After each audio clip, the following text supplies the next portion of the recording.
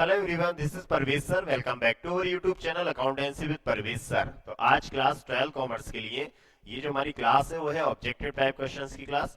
और आज की क्लास में हम पढ़ने वाले हैं मल्टीपल चॉइस क्वेश्चन। तो प्लीज जल्दी से जुड़ जाइए आप, और प्लीज जल्दी से सब्सक्राइब भी कर लीजिए हमारा YouTube channel accountancy with Parvez sir. तो इससे पहले की क्लास में भी मैंने मल्टीपल चॉइस के क्वेश्चंस के कई सारे क्वेश्चंस अपलोड कर दिए हमारे यूट्यूब चैनल पर, वहां से आप पढ़ सकते हैं। चलिए करते हैं आज की क्लास में स्टार्ट। तो मल्टीपल चॉइस क्वेश्चंस में आज के क्वेश्चन 46 से स्टार्ट होने वाला है। इसका मतलब है 1 से लेके फर्स्ट से लेके 45 तक हमने क्वेश्चन अपलोड कर दिए हैं। तो वहां से आप इसकी प्लेलिस्ट मैंने अलग से बनाई है ऑब्जेक्टिव टाइप क्वेश्चंस की क्लास 12 कॉमर्स के लिए, तो वहां से आप पढ़ सकते हैं। चलिए तो आज का क्वेश्चन स्टार्ट करते हैं। सबसे पहला 46 नंबर से। ठीक है, देखिए पहली चीज तो ये है ऑब्जेक्टिव टाइप क्वेश्चंस के लिए कि आपको क्वेश्चन समझना है ना। पहली चीज तो ये कि हम क्वेश्चन को समझ लें कि क्या पूछ रहा है हमसे, आपका उसका आंसर बहुत इजीली दे पाएंगे। जैसे ये क्वेश्चन है in what cases the partnership is reconstituted. किन किन केसों में पार्टनरशिप का रिकॉन्स्टिट्यूशन होता है। रिकॉन्स्टिट्यूशन का मतलब दोबारा से, कॉन्स्टिट्यूशन मतलब दोबारा से स्थापना होना, जिसे हम बोलते हैं ना दोबारा से रीस्टेब्लिश करना। कोई चीज पहले से बनी हुई है उसको दोबारा से बनाना, पहली चीज को खत्म कर दिया दोबारा से उसको बनाना। पहला कोई एग्रीमेंट था उस एग्रीमेंट को खत्म कर दिया, अब नए तरीके से नया एग्रीमेंट बनाना। तो किन किन केसेस में, किन किन कंडीशंस में रिकॉन्स्टिट्यूशन होता है। तो इन लोगों ने 4 ऑप्शन दिए हैं। एक तो on the admission of a partner. तो पहले तो रिकॉन्स्टिट्यूशन की जरूरत क्यों पड़ी थी। रिकॉन्स्टिट्यूशन में ये होता है कि पहले से कोई पार्टनरशिप चली आ रही है और पार्टनर्स चाहते हैं कि हम दोबारा से इस एग्रीमेंट को खत्म करके नए एग्रीमेंट बनाएं। तो प्रॉफिट शेयरिंग रेशियो चेंज कर दें, या कई कई सारी कंडीशन होती है। नया पार्टनर आ गया, कोई पार्टनर रिटायर हो रहा है, एग्जिस्टिंग प्रॉफिट शेयरिंग रेशियो को चेंज कर रहे हैं। तो इसमें क्या दिया हुआ है ऑप्शन में, on the admission of a partner. जब भी कोई नया पार्टनर फर्म में आता है तो बिल्कुल सही बात है कि रिकॉन्स्टिट्यूशन होता है। On the retirement of a partner, जब भी कोई पार्टनर फर्म से रिटायर होकर जाएगा तो भी रिकॉन्स्टिट्यूशन होगा। On the change in profit sharing ratio of the existing partner, जब एग्जिस्टिंग पार्टनर अपना प्रॉफिट शेयरिंग रेशियो चेंज कर ले, तो ये सभी कंडीशन रिकॉन्स्टिट्यूशन की है। ठीक है ना। तो इसका जो आंसर रहेगा हमारा वो क्या रहेगा, D, all of the above. ठीक है ना। क्यों, क्योंकि जब भी नया पार्टनर आ रहा है तब भी रिकॉन्स्टिट्यूशन होगा, जब भी कोई पार्टनर रिटायर होगा तब भी रिकॉन्स्टिट्यूशन होगा, जब भी एग्जिस्टिंग पार्टनर जो पहले से पार्टनर है अगर वो अपना प्रॉफिट शेयरिंग रेशियो चेंज करेंगे तो भी रिकॉन्स्टिट्यूशन होगा। तो ये सभी केसेस में रिकॉन्स्टिट्यूशन होता है। तो हमारा जो आंसर कहलाएगा वो क्या कहलाएगा, डी। ठीक है। Next, the change in the profit sharing ratio of the existing partners will result in, जब एग्जिस्टिंग पार्टनर अपना प्रॉफिट शेयरिंग रेशियो चेंज करते हैं तो क्या रिजल्ट होता है उसका, reconstitution of the partnership firm, partnership firm का रिकॉन्स्टिट्यूशन होता है। डिसोल्यूशन ऑफ द पार्टनरशिप, क्या फर्म का डिसोल्यूशन होता है। डिसोल्यूशन ऑफ पार्टनरशिप, क्या पार्टनरशिप का डिसोल्यूशन होता है। मर्जर ऑफ पार्टनरशिप, क्या पार्टनरशिप मर्ज हो जाती है, नहीं। इसका जो आंसर है वो है A, reconstitution of the partnership firm. जब भी एग्जिस्टिंग पार्टनर, देखिए इसी का एक पॉइंट है ये, जब भी एग्जिस्टिंग पार्टनर अपना प्रॉफिट शेयरिंग रेशियो चेंज करेंगे तो इसका मतलब ये है कि रिकॉन्स्टिट्यूशन होगा। तो हमारा जो पहला इसका जो आंसर है वो क्या कहलाएगा, 47 का A, reconstitution of the partnership firm.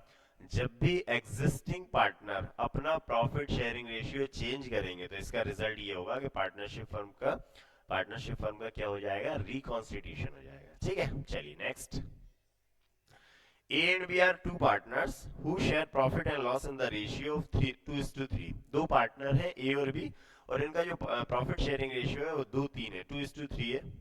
It was decided to share profit equally in future. अब इन लोगों ने क्या डिसाइड किया है कि फ्यूचर में वो इक्वल प्रॉफिट शेयरिंग रेशियो करेंगे, मतलब अब उनका प्रॉफिट शेयरिंग रेशियो इक्वल हो गया। By which partner and in what proportion the sacrificing will be made. तो अब क्या सैक्रिफाइस, किसको सैक्रिफाइस होगा इससे। देखिए दो पार्टनर है A और B, तो ए और बी का पहले रेशियो था 2:3। अब इन लोगों ने डिसाइड किया कि फ्यूचर में इक्वल पार्टनर हो जाएंगे। तो अब किसको लॉस होगा, इस चीज से किसको लॉस होगा, किसका सेक्रीफाइस होगा, कैलकुलेट कर लेते हैं। तो सैक्रिफाइसिंग रेशियो का सिंपल सा फॉर्मूला क्या है, old ratio minus new ratio. ठीक है। अगर आपको मैं कहूं कि इसी लाइन में आपको देखना है, इस लाइन में ही आपको देखना है, तो आप इस लाइन को देख कर ही बता सकते हैं, अगर आपने न्यूमेरिकल क्वेश्चंस किए हैं, कि सर किसको सेक्रीफाइस है और किसको गेन है। यहीं से दिख रहा है, देखो ए का वैल्यू कितना था 2, बी का कितना था 3, ज्यादा किसका था बी का। अब हो गया इक्वल, किसको लॉस होगा, सिंपल सा है, बी को लॉस होगा। ठीक है, कितना लॉस होगा ये हम निकाल लेते हैं। पहले देखिए, मैं इसका कैलकुलेशन करने के लिए मेरे पास जगह तो नहीं है, मैं यहीं पर कैलकुलेशन कर रहा हूँ, ठीक है ना। फिर हम इसको क्लीन कर देंगे। देखिए, दो पार्टनर ए और बी, तो इनका जो ओल्ड रेशियो है वो 2:3 है। 2:3 means 2/5, 3/5। New profit sharing ratio क्या हो गया, इक्वल। Equal means 1/2, 1/2। ठीक है, अब हमने यहाँ पर देखा कि किसको लॉस हो रहा है, तो यहीं पर हमें दिख रहा है कि पहले किसका पार्ट ज्यादा था, बी का पार्ट ज्यादा था। अब बराबर हो गया, इक्वल हो गया, इसका मतलब बी को लॉस होगा, तो पहले हम बी का निकालेंगे। Ratio, old ratio minus new ratio, 3/5 minus 1/2। ठीक है, दोनों को मल्टीप्लाई कर दिया हम, 5 2 10। ठीक, दोनों का क्रॉस मल्टीप्लिकेशन, 3:6, 5 1 5, 1/10। ये क्या आ गया, सेक्रीफाइस आ गया। तो बी का सेक्रीफाइस कितना आ रहा है, 1/2। ठीक है, वो सॉरी 1/10, सॉरी 1/10 आ गया बी का सेक्रीफाइस। ठीक है, अब ए का निकालने की जरूरत नहीं है, क्योंकि बी को सेक्रीफाइस हो रहा है, तो इसका मतलब ए को गेन होगा। ठीक है, तो इसको हमने कहां से देख लिया, यहाँ से। अगर आप नहीं देख पा रहे हैं, एग्जाम में आपके सामने एक क्वेश्चन आया और आप नहीं कैलकुलेट, तो आप दोनों का सेक्रीफाइसिंग गेनिंग निकाल के देख लेना। जैसे हमारा बी, हमने ए का बी का निकाला, ऐसे आप ए का निकाल कर देख लेना। ठीक है, अगर आप ए का निकालते हैं तो कैसे होगा देख लेते हैं। अभी ए का है 2/5 माइनस न्यू में से, और ओल्ड कितना, सॉरी न्यू कितना है 1/2, ओल्ड कितना है 2/5। दोनों का मल्टीप्लाई, 5 2 10, 2 2 4, 5 1 5, माइनस आ गया 1/10, माइनस आ गया, मतलब क्या आ गया, गेन आ गया इसका। तो ए का तो गेन आ गया। अब हमें निकालना क्या था, हमें सेक्रीफाइस निकालना था। तो जो सेक्रीफाइस है, इसको क्या है, मैंने दोनों को करके इसलिए दिखा दिया, हो सकता है आपको ऐसा समझ में नहीं आएगी। सर हमें तो समझ में नहीं आया, आपने तो देख लिया कि बी को लॉस हो रहा है, हमें कैसे आएगा समझ में। दोनों को करके देख लेंगे हम। ठीक है, सिंपल है। तो आंसर क्या कहलाएगा हमारा, बी का जो सेक्रीफाइस आया वो कितना है 1/10। तो आंसर हमारा कितना है, डी, 1/10 सेक्रीफाइस बाय बी, ये आंसर हो गया हमारा। ठीक है ना। तो इस पेज में हमने तीनों क्वेश्चन सॉल्व किए। 46 का ऑल ऑफ द अबव, 47 का ए वाला रिकॉन्स्टिट्यूशन, और 48 का डी। चलिए आंसर देख लेते हैं इनके। तो कौन कौन से केसेस में रिकॉन्स्टिट्यूशन होता है, सभी केसेस में रिकॉन्स्टिट्यूशन होता है, तो इसका आंसर हमारा डी है, ऑल ऑफ द अबव। जब चेंज एग्जिस्टिंग पार्टनर्स का प्रॉफिट शेयरिंग रेशियो चेंज होता है, तो क्या होता है, पार्टनरशिप फर्म का रिकॉन्स्टिट्यूशन होता है। तो पहला आंसर हमारा ए। 48 का, जब ए और बी दो पार्टनर थे, इनका पहले प्रॉफिट शेयरिंग रेशियो 2:3 था, अब फ्यूचर में इक्वल हो गया, तो इस फ्यूचर में इक्वल करने से बी को लॉस हुआ कितना 1/10। तो आंसर हमारे कितना है 1/10 सेक्रीफाइस बाय बी। इसको आप नोट कर ले या इसका स्क्रीनशॉट ले ले। ठीक है, चलिए आगे बढ़ते हैं। नेक्स्ट 49। ठीक है, इसको यहां ले लेते हैं। ठीक है, चलिए देखिए, excess of actual profit over normal profit is called. Actual profit को एवरेज प्रॉफिट भी बोलते हैं। ठीक है, एक्चुअल को एवरेज प्रॉफिट भी। Actual profit minus normal profit, क्या याद आ रहा है, average profit minus normal profit का एक एक्चुअल का एक्स, मतलब नॉर्मल प्रॉफिट से जो ऊपर प्रॉफिट होता है उसको क्या बोलेंगे हम, नॉर्मल प्रॉफिट से ऊपर प्रॉफिट क्या होता है उसको क्या बोलेंगे, सुपर प्रॉफिट। तो ये हो रहा है excess of actual profit over normal profit. अब नॉर्मल प्रॉफिट से जो ऊपर प्रॉफिट होगा तो उसको क्या कहेंगे हम, सुपर प्रॉफिट। तो आंसर क्या कहलाएगा हमारा, डी, क्योंकि सुपर प्रॉफिट का क्या फॉर्मूला है हमारा, actual profit minus normal profit, या average profit minus normal profit. तो नॉर्मल प्रॉफिट से जो ऊपर प्रॉफिट होता है, कोई भी फर्म का जो प्रॉफिट होता है नॉर्मल प्रॉफिट से अगर जो एक्सेस होगा उसको क्या बोलेंगे, सुपर प्रॉफिट। ठीक है, तो क्या आंसर आ गया हमारा, D, super profit. Next, while calculation goodwill by average profit method, past years losses are। जब हम गुडविल का कैलकुलेशन कर रहे हैं एवरेज प्रॉफिट मेथड में, तो पास्ट ईयर पिछले साल के लॉसेस को, जो लास्ट ईयर्स के लॉस होंगे उनको क्या करेंगे। तो हमने एवरेज प्रॉफिट मेथड से कई बार गुडविल का कैलकुलेशन किया है। एवरेज प्रॉफिट जब भी हम कैलकुलेट करते हैं तो उसमें गुडविल मत सॉरी एवरेज प्रॉफिट में प्रॉफिट को प्लस करते हैं, जो लॉस होते हैं उसे क्या करते हैं माइनस। तो इसे क्या करेंगे हम डिडक्टेड। आंसर हमारा क्या कहलाएगा 50 का बी डिडक्टेड। एडेड होगा नहीं, डन नथिंग होगा नहीं, डिडक्टेड ट्वाइस नहीं होगा, डिडक्टेड। तो हमारा आंसर क्या हुआ बी। ठीक है next. Profit on revaluation at the time of admission of a partner is transfer to. जब भी कोई नया पार्टनर आता है तो रिवोल्यूशन का जो रिवोल्यूशन अकाउंट ओपन किया जाता है, रिवोल्यूशन अकाउंट बनाते हैं, उसका जो प्रॉफिट होता है वो कहाँ ट्रांसफर करते हैं। जब भी कोई नया पार्टनर आता है तो उस टाइम रिवोल्यूशन जो अकाउंट बनाया जाता है उसका प्रॉफिट या लॉस नए पार्टनर को नहीं दिया जाता, ना तो उसको प्रॉफिट में शामिल किया जाता है, ना उसको लॉस में शामिल किया जाता। तो ये जो रिवोल्यूशन का प्रॉफिट या लॉस होता है वो कहाँ जाता है ओल्ड पार्टनर्स। तो ओल्ड पार्टनर्स के कैपिटल अकाउंट में वैसे ट्रांसफर करते हैं। देख लेते हैं क्या ऑप्शन है। Capital account of all partner नहीं, capital account of new partner नहीं, capital account of old partner. हाँ, हमारा जो आंसर कहलाएगा वो कहलाएगा C capital account of old partner. ठीक है, डी होगा नहीं पी एंड एल अकाउंट। तो ये आंसर हो गया हमारा सी 51 का। ठीक है चलिए आंसर देख लेते हैं।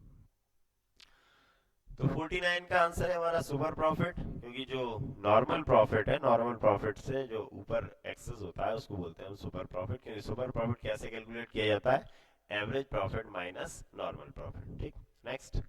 गुडविल के कैलकुलेशन में जब एवरेज प्रॉफिट हम कैलकुलेट करते हैं मेथड में तो पास्ट ईयर के जो लॉसेस होते हैं उनको माइनस किया जाता है, तो आंसर है उसका डिडक्टेड।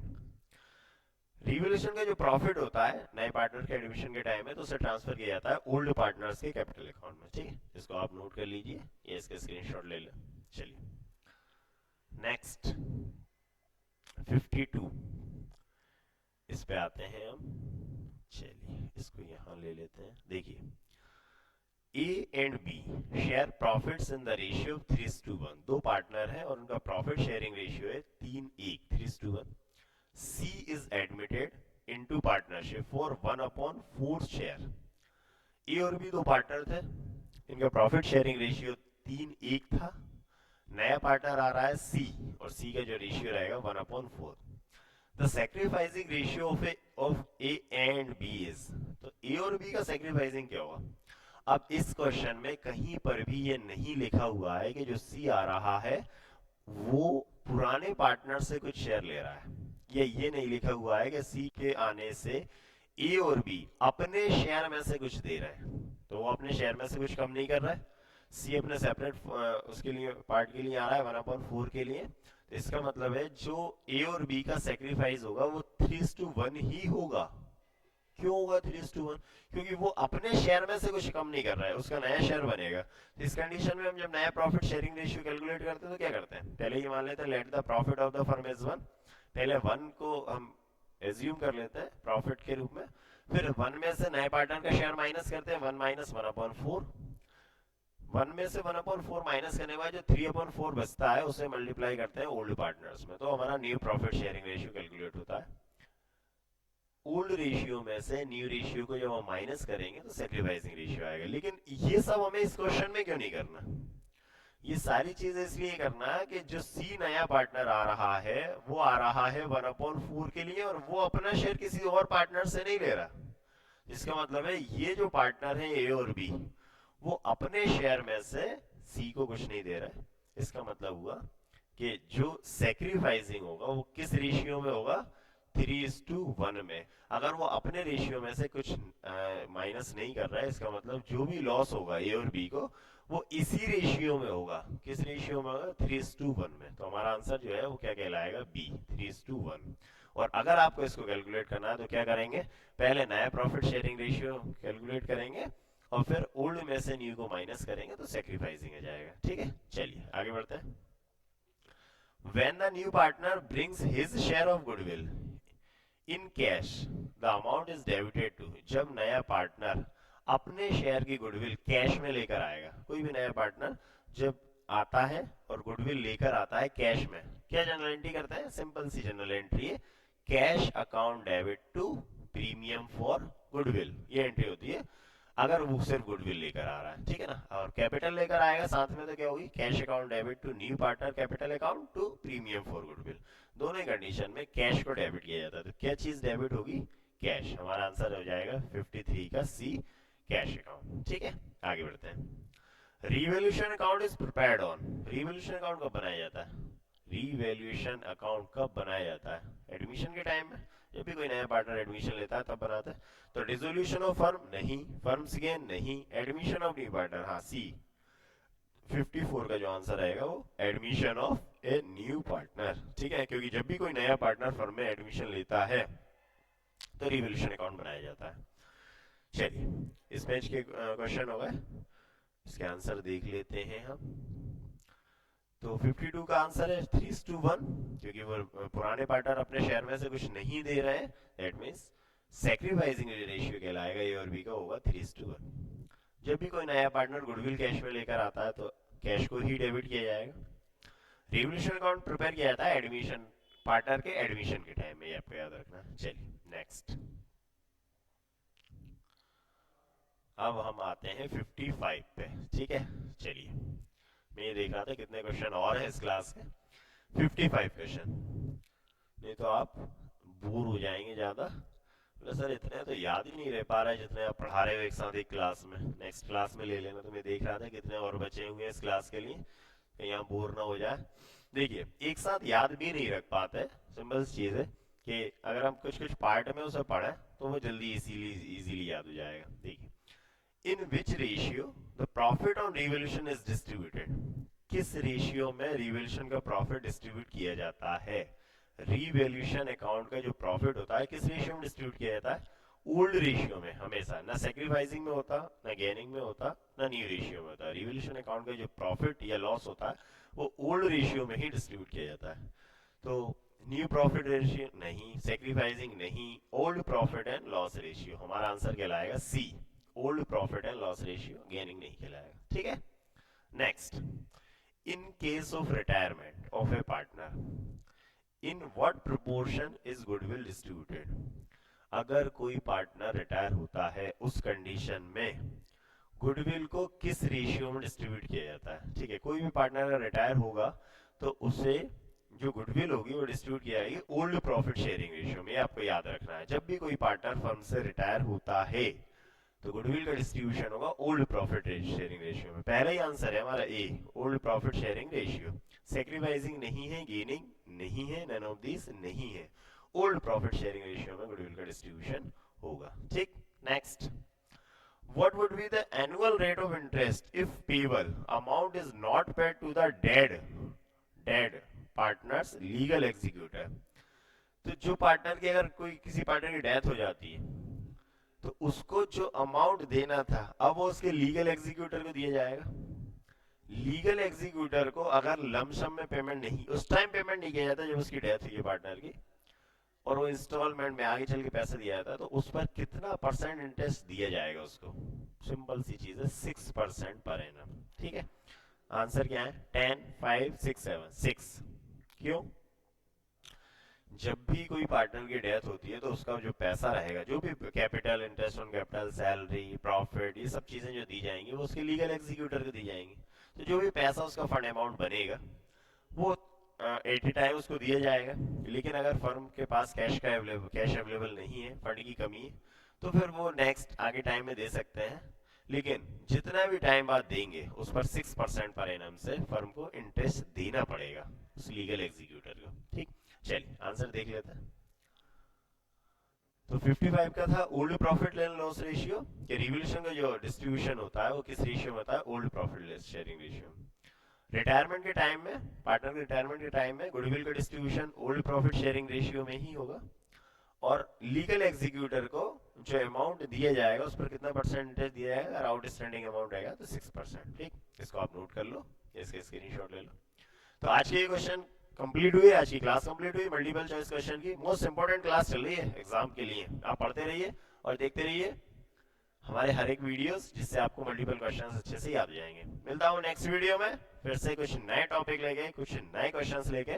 आप जुड़े रहिए और जल्दी सब्सक्राइब भी कर लीजिए हमारे YouTube channel accountancy with Parvez sir. Thank you and good bye.